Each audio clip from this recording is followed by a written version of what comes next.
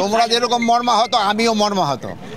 যে জিনিসটা ঘটছে এটা আমার অগোচরে ঘটছে, এই জন্য আমি এটার সাথে যারা যারা জড়িত তাদের আমি অলরেডি সাসপেন্ড করার অর্ডার দিয়ে দিছি এবং আমি একটা হাই পাওয়ার কমিটি করে দিছি এটা ইনভেস্টিগেশন করার জন্য। আমার কথা শেষ করি, এটার সাথে যারা জড়িত তাদের কোনো অবস্থা ছাড় দেওয়া হবে না। Thank you. তাদের কোনো অবস্থা ছাড় দেওয়া হবে না। কিন্তু উনি তো বর্ডার থেকে পালায় যান, ওনারে বর্ডার দরকার দেওয়া হলে ওনারা ইন্টারপোল দিয়ে আবার ধরে